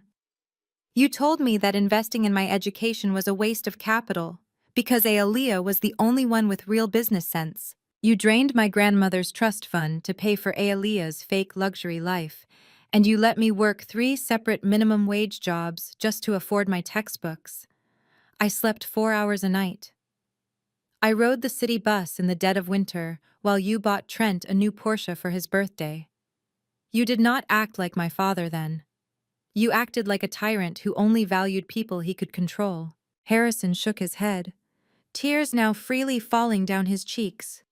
I was wrong, Sloane, he sobbed. I made mistakes, but we can fix this. We can be a real family now. I will give you a seat on my board. We can run the empire together. Just drop these foreclosure notices and we can start over. I looked at him with profound pity. There is no empire left to run, Harrison. You burned it down. And as for being a family, you severed that tie permanently just a few nights ago. Do you remember my birthday dinner? I asked, my voice dropping to a dangerous whisper. Do you remember sitting at that expensive table in Georgetown, drinking vintage champagne, while your wife stood up and humiliated me in front of your high society friends? You sat there and smiled while she told me that I was a massive disappointment. And then she said the truest thing she has ever spoken. She said, let me be honest, we never loved you. Harrison opened his mouth to protest, to claim he did not agree with her, but I cut him off. You did not say a word to defend me, Harrison. Your silence was your endorsement. You agreed with every single cruel syllable that came out of her mouth. So I am going to take her word for it. I tapped the red folder on the table. You do not get to play the family card when you are staring down the barrel of a federal indictment. You lost the right to call me your daughter the moment you stole my future to fund your lies. You told me you never loved me. Well, in business, when there is no love, we only speak through contracts. And the contracts on this table dictate that I own you completely. I slid the final stack of thick legal documents across the smooth marble surface, stopping them right at the edge of his trembling fingertips. These are the terms of your surrender, Harrison. I announced, my voice leaving absolutely no room for negotiation. You are going to sign these papers right now and file for Chapter 7 personal bankruptcy. You are going to immediately transfer the deeds to the Maryland estate and Aaliyah's commercial office space directly to Capital Vanguard. You are also going to sign over every remaining liquid asset in your shell companies to satisfy the default penalties. Harrison stared at the thick stack of paper as if it were a venomous snake about to strike. He recoiled slightly, shaking his head in a desperate denial of his reality. You want to take my home? He gasped, his chest heaving. You want to put your mother out on the street and shut down your sister's business. You want to leave us with absolutely nothing. I already told you, I replied, leaning back into my leather chair. Vivian is not my mother, and Aelia is not my sister. They are simply occupants residing in properties that I now legally own. And yes, I am taking it all because you bought it all with stolen money. My stolen money. Harrison turned wildly to his attorney, Richard, grabbing the man's sleeve. Richard, do something, he pleaded. File an injunction. Claim financial duress. Tell her we need time to review the terms. We cannot just sign away my entire life in a single afternoon. Richard gently but firmly pulled his arm away from Harrison's grasp. The seasoned lawyer looked down at the table, his professional demeanor completely shattered by the sheer volume of evidence I had presented. Mr. Harrison, Richard said, his voice strained and heavy, she has you dead to rights. If you fight this in civil court, she will freeze whatever you have left during the litigation. But that is not the real problem, sir. Richard pointed a shaking finger at the red folder containing the money laundering evidence. If you do not sign her settlement agreement right now, she is going to hand that folder over to the Federal Bureau of Investigation. I have seen the wire transfers and the fake invoices. It is textbook wire fraud and tax evasion. If this goes to the feds, you are not just losing the house. You are going to spend the rest of your natural life in a federal penitentiary. I strongly advise you to sign the papers. Harrison's eyes darted around the glass-walled conference room like a trapped animal looking for an exit that did not exist. His breathing was loud and ragged. The great patriarch, the man who had controlled his family with an iron fist and ruthless financial manipulation, was completely out of options. His own lawyer had just read him his last rites. You have a choice to make, Harrison, I said, picking up a heavy gold-plated pen from the center console and sliding it toward him. You can sign everything over to me today and walk out of this building as a free man, albeit a completely broke one. Or you can refuse, and I will hit send on the email I have already drafted to the White Collar Crimes Division. The FBI will raid your offices before dinner time. They will seize the mansion anyway, and you will be arrested in front of all those country club friends Vivian cares so much about. He looked at the gold pen. It gleamed under the recessed lighting of the boardroom. It was the instrument of his total destruction. Please, Sloane, he whimpered one last time, his voice breaking into a pathetic sob. I am an old man. Do not do this to me. I checked my watch, completely unmoved by his tears. You have exactly 60 seconds to pick up that pen before the offer expires and I make the call.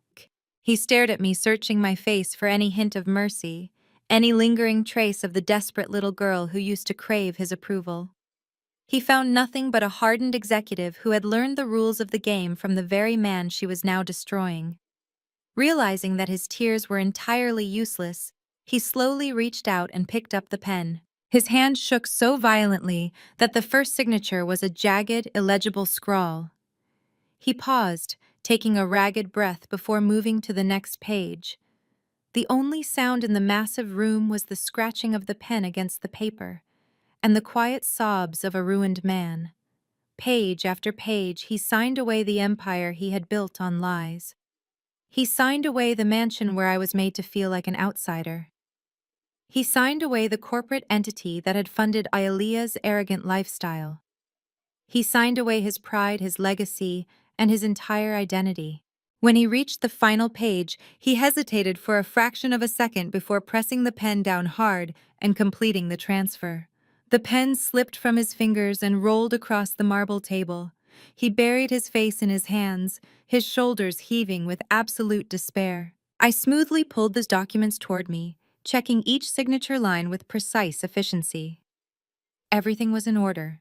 The bankruptcy declarations, the asset transfers, the complete and total surrender. The transaction was finalized. Thank you for your cooperation, Mr. Harrison, I said, maintaining my professional corporate tone. Your access to all company accounts has been revoked. My asset management team will be arriving at the Maryland estate at 9 a.m. tomorrow to begin the appraisal and eviction process. I suggest you use the remaining hours of your freedom to pack whatever personal items you can fit into a single suitcase. I stood up from the managing partner's chair, holding the signed documents securely in my hands. "The meeting is adjourned," I announced. "You and your counsel will be escorted out of the building." Harrison did not look up. He remained hunched over the table, a broken shell of a man who had finally met the consequences of his own cruelty. I did not wait for him to gather himself. I turned and walked out of the glass doors, leaving him behind in the cold, sterile boardroom. The heavy doors closed behind me, sealing his fate and securing my absolute freedom. The morning sun had barely crested over the Potomac River when my asset recovery teams deployed across the district and the surrounding Maryland suburbs. I stood by the wall of windows in my penthouse, holding a mug of dark coffee, watching the city wake up. I had coordinated the logistics with military precision. There would be no quiet warnings and no discreet transitions. My family had always craved public attention, and I was about to give them the most heavily spectated downfall in recent history. At exactly 9 in the morning, a fleet of black SUVs pulled up to the iron gates of the sprawling Maryland estate that my mother Vivian had treated as her personal kingdom. The private security contractors hired by Capital Vanguard did not buzz the intercom. They bypassed the electronic lock using the legal authority granted by the bankruptcy court and the asset seizure documents Harrison had signed less than 24 hours ago. The heavy iron gates swung open and the vehicles crawled up the manicured driveway. My mother was hosting her weekly morning tennis committee meeting on the back patio. According to the incident report filed later by my lead recovery agent, she was wearing a crisp white tennis skirt and holding a crystal flute of orange juice, holding court among 4 very wealthy, very gossipy politicians' wives. She was completely oblivious to the fact that she was currently trespassing on my property. The lead agent, flanked by 2 uniformed county sheriffs, walked directly onto the patio. They did not wait for an invitation.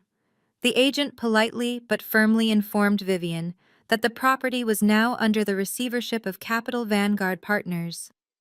He handed her a thick packet of eviction documents outlining that she had until sundown to pack her personal clothing and vacate the premises. Anything left behind, including the imported furniture, the expensive art collection, and the luxury vehicles parked in the garage, now belonged to the firm to satisfy the default penalties. Vivian dropped her crystal glass. It shattered against the stone patio. She tried to scream at the men, demanding they leave, threatening to call the police, completely ignoring the fact that the police were already standing right there, facilitating her removal. The tennis committee women immediately gathered their designer bags and fled to their cars, pretending not to look back but undoubtedly texting every person in their social circle before they even reached the end of the driveway. The most devastating blow to Vivian's ego came 10 minutes later.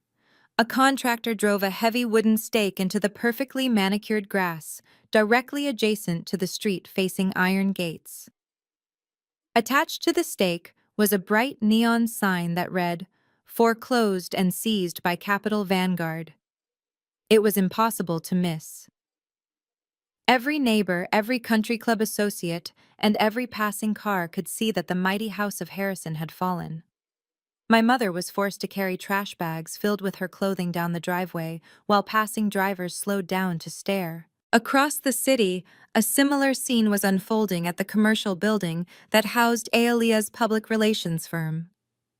Aaliyah had shown up to work early, desperately trying to conduct damage control from the humiliating subpoena incident at her launch party. She had ordered her remaining staff to lock the front doors and ignore all incoming calls. She thought she could simply hide behind the frosted glass until her father fixed the problem. But her father had surrendered, and there was no one left to fix anything. A commercial locksmith, accompanied by my corporate legal team, arrived at the building at 9:15. They did not bother knocking. The locksmith simply drilled out the cylinder of the main entrance lock and replaced it within 2 minutes. My legal team stepped inside, carrying the master lease agreements that Harrison had signed over. Aaliyah rushed out of her corner office, her face flushed with panic and anger. She started screaming about trespassing and calling her lawyers. But my lead attorney simply handed her the signed forfeiture documents. He explained in a very calm, very bored voice that the lease had been terminated due to extreme delinquency and fraudulent funding. He told her that the computer servers, the staging furniture, and the expensive espresso machines were now corporate assets. My sister, the golden child who had spent her entire life looking down on me, was given exactly 15 minutes to gather her personal belongings. She had to walk past her own bewildered employees, carrying a cardboard box filled with desk trinkets and a few framed photos. Her employees were handed severance packets from my firm and told to go home. Ilea was escorted out of the building by security and forced to stand on the crowded downtown sidewalk, while a heavy metal chain and padlock were secured around the glass door handles of her former empire. The social fallout was instantaneous and absolute. The black elite of Washington, D.C. is a tight-knit circle that values discretion and genuine wealth above all else. They tolerate arrogance only when it is backed by actual power. But the moment the smell of federal fraud and bankruptcy hits the air, the community acts like an immune system violently rejecting a virus. By noon, Vivian's name was quietly but permanently scrubbed from the steering committee of the annual charity gala. The country club management, citing the public disturbance of her asset seizure, sent a courier to her temporary hotel room to politely inform her that her membership had been suspended, pending a board review that would never actually happen. The church elders who had happily eaten her catered food just weeks prior suddenly stopped returning her frantic phone calls. Aliyah suffered an even swifter professional death. The local politicians and minor celebrities she had counted on her client roster sent immediate termination notices. No one wanted their public image managed by a woman who had been physically locked out of her own office for failing to pay rent with stolen money. The influencers who had been at her party were now posting long, thoughtful videos about how they were shocked and saddened by her deceptive business practices, using her downfall to generate sympathy views for themselves. Harrison fared the worst of all.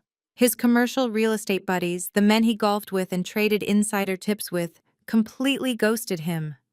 When you sign away $15 million to avoid a federal indictment, word travels fast through the financial district. He was radioactive. His bank accounts were frozen. His credit score was utterly decimated, and his reputation was reduced to a cautionary tale whispered in boardrooms. They had spent 32 years building a fortress of lies trying to keep me locked outside in the cold. They had used stolen money to paint a picture of perfection. And in less than 24 hours, I had stripped away the paint, demolished the walls, and left them standing completely naked in front of the entire world. They had absolutely nothing left to their names except the clothes on their backs and the overwhelming realization that the daughter they never loved was the one who pulled the trigger. I sat at my desk watching the reports roll in from my field agents. Every single objective had been met with zero resistance.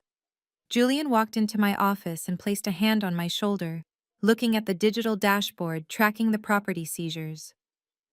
"It is completely finished," he said softly. "They are officially locked out of the elite society they worshipped." I nodded, feeling a deep settling calm in my chest. The dominoes had not just fallen, they had pulverized the table they were sitting on. But there was still one loose end, frantically trying to sever his ties to the sinking ship. Trent, the arrogant tech bro, who thought he could mansplain his way out of federal fraud, was about to learn that rats who flee a sinking ship usually just drown in the ocean anyway. Trent had spent his entire marriage to my sister playing the role of the visionary entrepreneur. He loved to stand at family gatherings, swirling a glass of expensive scotch and talking endlessly about disruption and innovation. But the only thing he had ever successfully disrupted was my father's bank account. When he ran out of my lobby a few days ago, sweating and pale after I showed him the money laundering files, he knew his free ride was over. He knew that Harrison was completely compromised and that the Federal Bureau of Investigation was just one email away. Rats do not possess a sense of loyalty, and Trent was the ultimate rat. He did not care that Aelia was his wife or that she had spent years defending his failures to everyone in her social circle. He only cared about self-preservation. My security team had been monitoring their luxury condo downtown. It was a gorgeous property with floor-to-ceiling windows that Harrison had secured for them using a fraudulent corporate lease. Around 2 in the afternoon, just hours after Aaliyah had been publicly evicted from her office building, Trent arrived at the condo. He did not go there to comfort his wife. He went there to strip the place bare. According to the lobby security footage that my team acquired, Trent brought a team of private movers. He bypassed the shared assets and went straight for high-value items that he could easily liquidate. He packed his imported watches, his custom-tailored suits, and the expensive electronics that Aaliyah had purchased for him, using her fake public relations budget. He moved with frantic, desperate energy, shoving his belongings into designer luggage while constantly checking his phone. He was terrified that federal agents were going to kick the door down at any second. Aaliyah arrived at the condo shortly after 3. She was still reeling from the devastating public humiliation of being locked out of her business. She had lost her company, her reputation, and her social standing, all in the span of a single morning. She was completely shattered. She likely walked into that condo expecting her perfect husband to wrap his arms around her to tell her that they would rebuild and that he would finally step up and take care of her. Instead, she walked into a disaster zone. She found Trent zipping up his final suitcase near the front door. I can only imagine the sheer shock that washed over her. The golden child who had spent her entire life believing she was untouchable was suddenly standing in the middle of a collapsing marriage. She probably asked him what he was doing, assuming he was packing for a sudden business trip. But Trent did not offer her any comforting lies.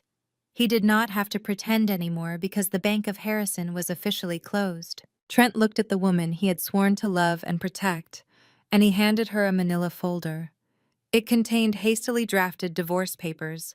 He had called his lawyer the minute he left my building days ago, knowing that the money laundering trail would eventually lead to him if he stayed connected to the Wilson family. He needed to legally sever ties with Aaliyah to protect himself from the impending federal indictments. He did not offer her sympathy. He told her exactly what she had become to him, a massive liability. He explained that his lawyers advised him to distance himself from her family's toxic financial situation.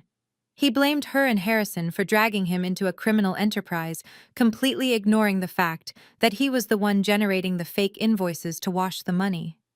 He gaslighted her in her most vulnerable moment, leaving her standing in the foyer with a stack of divorce papers and zero explanations for how she was going to survive. Trent walked out the door dragging his luggage behind him and left Aaliyah completely alone. The perfect marriage that she had flaunted on social media, the relationship my mother had constantly compared me against, dissolved in less than 5 minutes. Trent took an Uber straight to Dulles International Airport and boarded a flight to California to hide out at his parents' house, leaving his wife to face the wreckage of their fraudulent life by herself. When my lead investigator brought me the report later that afternoon, I read through it while sitting on the velvet sofa in my office.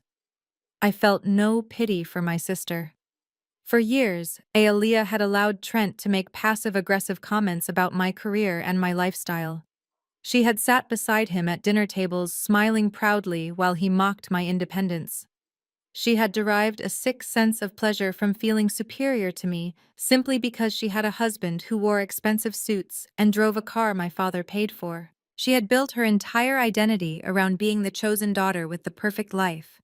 She believed that because she followed my mother's shallow rules, she would always be protected. She believed that proximity to my father's money made her invincible. But money that is stolen cannot buy loyalty. It only rents parasites. Trent was a parasite who had finally sucked his host dry. The moment the blood supply was cut off, he detached himself and scurried away to find a new victim. Aaliyah was forced to sit in that empty condo, realizing that every single thing she bragged about was a complete lie. Her business was a fraud. Her parents' wealth was an illusion.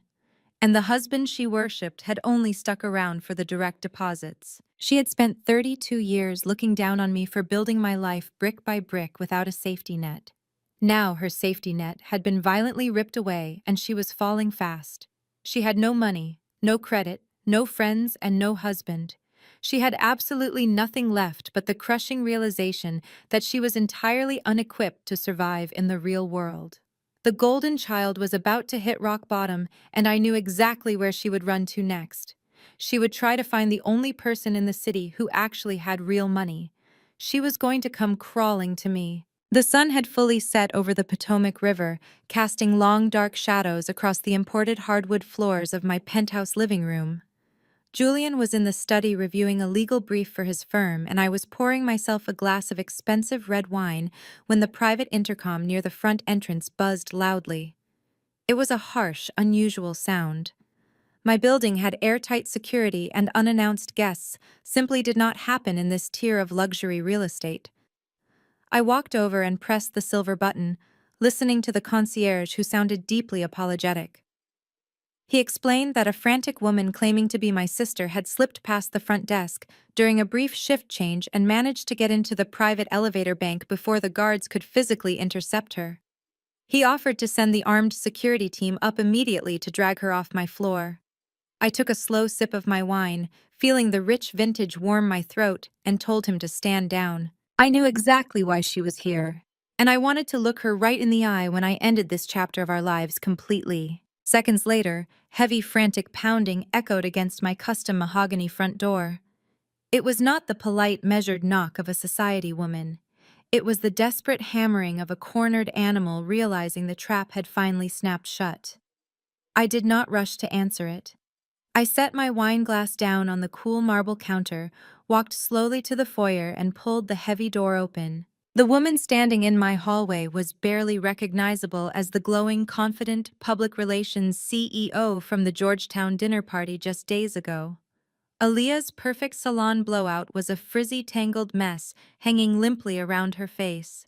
Her expensive designer mascara was smeared in dark, chaotic streaks down her cheeks. She was wearing the same silk blouse from yesterday, but it was wrinkled and stained with sweat and tears. The golden child of the Wilson family had been utterly shattered. She was shaking violently, clutching a single oversized leather tote bag against her chest that presumably held whatever valuables she could grab before Trent handed her divorce papers and locked her out of their fraudulent life. "Sloan, please," Aaliyah gasped, her voice cracking into a pathetic, wet sob, the absolute moment she saw my face. "You have to help me." Trent left me. He packed his bags and served me with divorce papers and took everything of value. The bank froze all my personal checking accounts because they were tied to Dad's holding company, and now my cards are declining everywhere. I have absolutely nowhere to go, Sloan. I do not have a single dollar to my name, and none of my friends are returning my calls. You have to let me stay here. You have to help me fix this. I leaned against the doorframe, blocking her path into my sanctuary. I looked at her tear-stained face, her trembling hands, and her ruined posture, and I felt absolutely nothing. There was no sisterly bond pulling at my heartstrings. There was no sudden urge to comfort her or invite her inside out of the cold. I was simply observing the natural, devastating consequences of 32 years of unchecked arrogance and entitlement coming home to roost. Aaliyah dropped to her knees right there in the carpeted hallway, completely abandoning whatever dignity she had left. She clasped her hands together, looking up at me with wide, terrified eyes. "It was Mom and Dad," she sobbed frantically, trying to shift the blame to save herself. "They manipulated me, Sloan. They told me the business was doing great and that we were untouchable. Dad lied to me about the lease for my office. He lied about where the funding came from. I did not know he stole your college trust fund to pay for my agency. I swear to God I did not know the money was yours. They made me act like that. They pitted us against each other so they could control us and keep up their perfect image. I am a victim in this too. You have to believe me. Just give me a job at your firm, Sloan. I will do anything. I will start at the very bottom, answering phones or bringing coffee. Just please do not leave me out on the street." I looked down at the woman who had spent her entire life stepping on my neck to elevate herself. I let her desperate, pathetic pleas echo in the quiet hallway before I finally spoke. My voice was quiet, but it carried the crushing weight of absolute finality. "You are not a victim." "Aaliyah," I said, keeping my expression completely devoid of sympathy. Do not insult my intelligence by blaming mom and dad for your own cruelty. They might have created the toxic environment in our house, but you happily thrived in it. You did not just go along with their behavior to survive. You weaponized it for your own amusement. You knew exactly what you were doing when you paraded your fake success around while mocking my career. I continued, not letting her interrupt. You knew exactly what you were doing when you stood by and laughed while mom told me I was unloved at my own birthday dinner. You actively participated in my humiliation every single day because making me feel small was the only way you could feel big. You never once questioned where the money for your luxury firm came from because you felt entirely entitled to it. You enjoyed their cruelty toward me for 32 years because it secured your permanent spot on the pedestal. You loved watching me suffer. Ayalea stared up at me, her mouth trembling as her cowardly excuses evaporated against the cold, hard truth of my words. She reached out a shaking hand, trying to grab the hem of my tailored trousers to pull herself up. I took a deliberate step backward, retreating entirely into the safety of my own home and out of her reach. Nobody is coming to save you. Ayalea, I told her, watching her fresh tears fall onto the hallway carpet. The Bank of Harrison is permanently closed. Your fake husband is gone. And the sister you spent your entire life mocking is the one who holds the deed to your total ruin. You have spent 3 decades feeding off the destruction of my self-worth while pretending you were superior. Now learn how to survive on your own. I did not wait for her to formulate another pathetic excuse or beg for another unearned chance. I reached for the heavy mahogany door and began to swing it shut. Aaliyah let out a gut-wrenching scream of pure desperation, lunging forward to try and stop the door from closing. But I was faster and far more resolute. The heavy wood clicked shut with a resounding thud, engaging the automatic deadbolt and severing the physical connection between us forever. I stood in my foyer for a moment, listening to the muffled sounds of her sobbing and pounding her fists against the other side of the heavy door. I calmly picked up my wine glass from the marble counter, took a slow, appreciative sip, and walked back into the living room, leaving the golden child to face the crushing reality of the real world entirely by herself. The next few days passed with a quiet efficiency that only absolute corporate victory can bring. The foreclosure on the Maryland estate had been fully executed and the locks were changed. Harrison was officially bankrupt and Aaliyah had disappeared into the anonymity of a cheap motel after Trent finalized their divorce filings. There was only one loose end left to tie up and she found me before I even had to look for her. It was late Thursday evening when my private driver dropped me off at the secure underground parking garage of my office building. The concrete cavern was usually empty and heavily monitored by my security team, but somehow my mother, Vivian, had managed to slip past the outer perimeter. She was waiting for me in the shadows near my reserved parking spot, standing next to a concrete pillar like a ghost, haunting the ruins of her own life. I stepped out of the back of my car and paused. The woman standing before me was completely unrecognizable as the reigning queen of the local country club. Vivian was not wearing a tailored pastel suit or a silk designer dress. She was wearing a simple faded trench coat and flat shoes. Her signature flawless blowout was pulled back into a messy bun, revealing the gray roots she had spent thousands of dollars hiding for decades. Her face was devoid of makeup, making her look incredibly aged and fragile. The heavy bags under her eyes told the story of sleepless nights and shattered illusions. "Sloan!" she called out, her voice echoing thinly in the empty garage. Her tone was not commanding or sweet. It was desperate and raw. "Please do not call security. I just need 5 minutes. I waited for you here because they will not let me pass the lobby anymore." I did not flinch or reach for my phone. I simply stood by my car, gesturing for my driver to wait inside the vehicle. I crossed my arms over my chest and looked at the woman who had birthed me, watching her tremble in the damp air of the parking garage. "You have exactly 5 minutes, Vivian," I said, my voice perfectly flat, echoing her own previous coldness. "Make them count." She took a tentative step forward, clasping her bare hands together. She did not have her massive diamond ring anymore. The bank had likely seized it along with the estate. She looked up at me with pleading eyes, attempting to summon the matriarchal authority that had died the moment I bought their debt.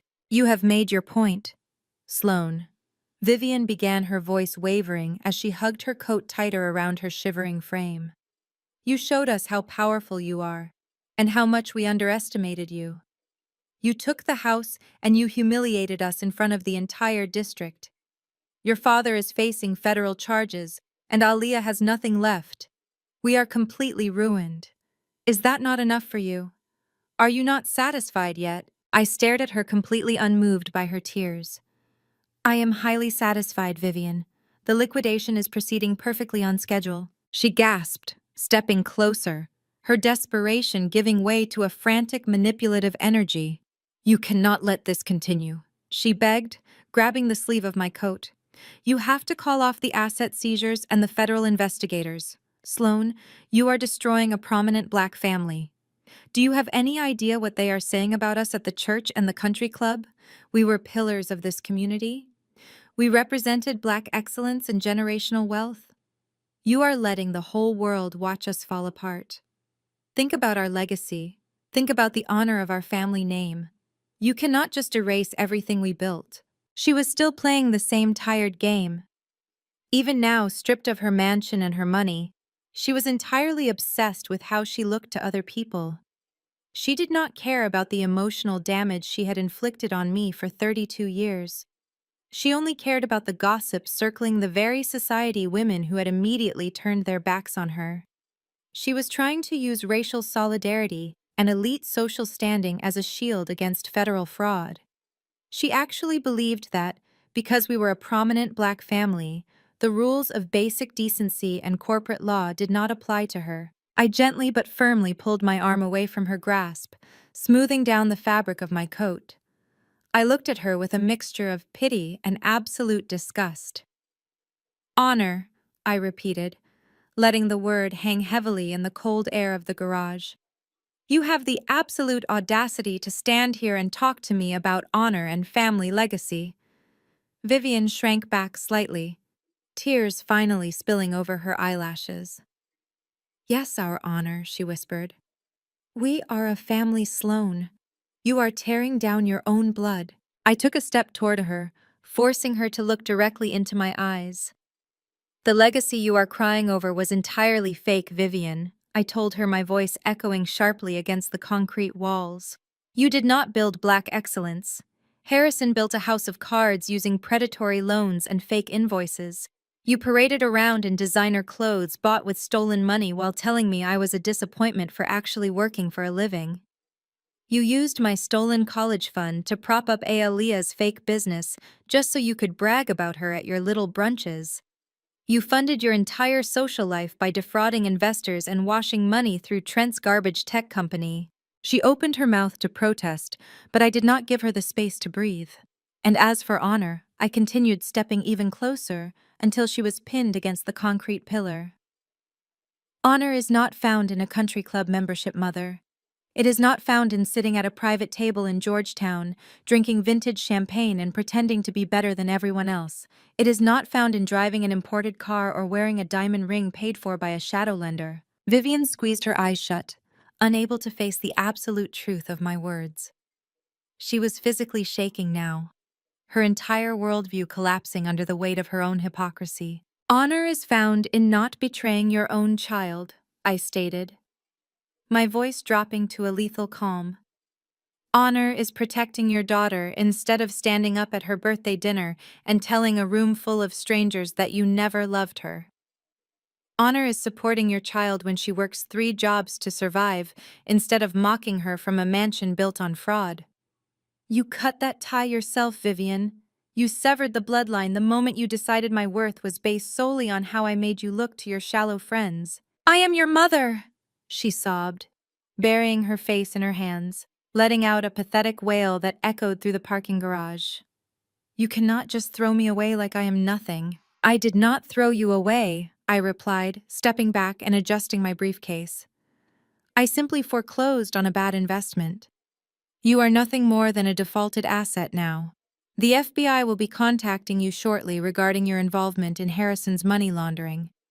I suggest you use whatever loose change you have left to hire a public defender because your country club friends are certainly not going to post your bail. I turned my back on her, leaving her sobbing against the cold concrete pillar. I walked toward the private elevator that would take me up to my corner office. I did not look over my shoulder. I did not feel a single ounce of regret or lingering sadness. The woman crying in the garage was a stranger who had spent my entire life trying to make me feel small. Today, I had finally shown her exactly how small she really was. The elevator doors slid open and I stepped inside, pressing the button for the top floor, ascending into the bright and brilliant life I had built entirely on my own. 6 months passed since the elevator doors closed on my past, and the dust from the collapse of the Wilson Empire finally settled over the district. The federal investigations swept through Harrison's remaining shell companies like a hurricane, leaving absolutely nothing but scorched earth and heavy tax liens in their wake. My legal team had handed over every single ledger and wire transfer document, perfectly wrapping up a case that the IRS and FBI pursued with ruthless efficiency. Harrison managed to avoid a lengthy prison sentence by cooperating fully with the federal authorities and liquidating whatever hidden offshore accounts he had left to pay massive fines. But his freedom came at a humiliating price.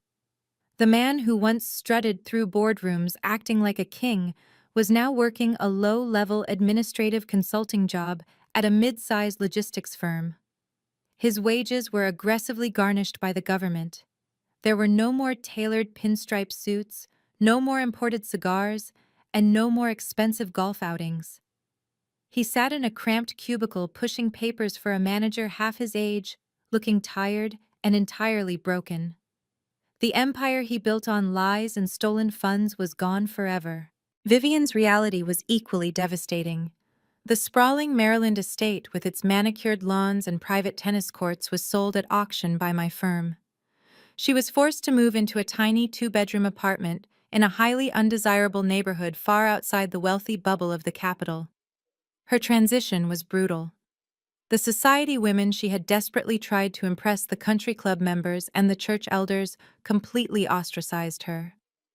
When she walked down the street, no one recognized the former matriarch of Black elite society. She had no designer clothes left to hide behind, and no wealth to buy her way into exclusive circles. She spent her days sitting in her cramped living room, staring at the walls, completely isolated by her own toxic pride. Aaliyah suffered perhaps the most poetic justice of all. Stripped of her fake public relations agency and abandoned by her white savior husband, she had to face the reality of surviving without a safety net. The golden child who had mocked my work ethic and bragged about her luxurious lifestyle was forced to apply for entry-level jobs. She ended up working as a retail sales associate at a high-end department store in Georgetown, the exact same store where she used to spend thousands of dollars of stolen money on designer handbags. She spent her days on her feet folding sweaters and fetching shoes for the very same wealthy women she used to invite to her fake launch parties. She had to swallow her enormous ego every single time she swiped a customer's credit card, answering to a store manager who was 5 years younger than her. While they lived out the miserable consequences of their actions, I was busy building a life of absolute peace and undeniable purpose. On a warm Saturday evening in early spring, Julian and I hosted an intimate dinner party at our penthouse. The floor-to-ceiling windows were open, letting in the soft breeze from the Potomac River. The dining table was not filled with fake society friends or toxic family members.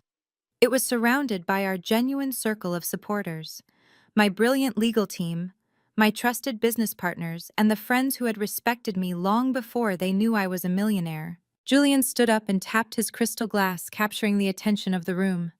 He looked at me, his eyes filled with a profound, deep love that required no performance and no conditions. He raised his glass and proposed a toast to my resilience, to our recent engagement, and to the beautiful future we were building together entirely on our own terms. I smiled, raising my glass in return, feeling a warmth in my chest that had absolutely nothing to do with revenge and everything to do with true freedom. But I was not just celebrating my personal victory. Earlier that week, I had taken a significant portion of the assets I recovered from Harrison's liquidated portfolio and established a massive charitable foundation. I called it the Vanguard Initiative. It was a multi-million-dollar scholarship and mentorship program specifically designed for underprivileged Black women pursuing degrees in finance, economics, and STEM fields. My parents had stolen my college fund to pamper their golden child and tried to tell me that women in our family did not belong in the financial sector. I took their stolen money and used it to fully fund the tuitions of 50 brilliant, driven young women who would go on to disrupt the very industry my father had failed in. I turned their legacy of financial abuse into a vehicle for genuine generational upliftment. As I stood on the terrace of my penthouse later that night, looking out over the glittering lights of the Capitol, I realized something incredibly important. The sweetest revenge you can ever achieve against a toxic family is not just destroying their fake empires or exposing their lies. It is not about watching them lose their mansions or their social status. The ultimate revenge is becoming undeniably successful, entirely unreachable, and wildly happy without them. It is waking up every single morning knowing that your worth is not defined by people who were too blind to see your potential. It is stepping out of the shadows they forced you into and shining so brightly that they can no longer even look at you. If you ever find yourself holding the keys to your toxic family's destruction, and you have the power to take back everything they stole from you, never hesitate to turn the lock. Never let the illusion of blood ties force you to tolerate abuse. You owe them absolutely nothing but the consequences of their own actions. What would you do if you were in my position? Would you have shown them mercy, or would you have liquidated their empire just like I did? Let me know your thoughts in the comments below. If my story resonated with you and you love hearing about surviving toxic families and thriving against all odds, please hit the like button and subscribe to the channel. Thank you for listening to my journey, and remember that the best way to handle people who underestimate you is to buy the building they are standing in.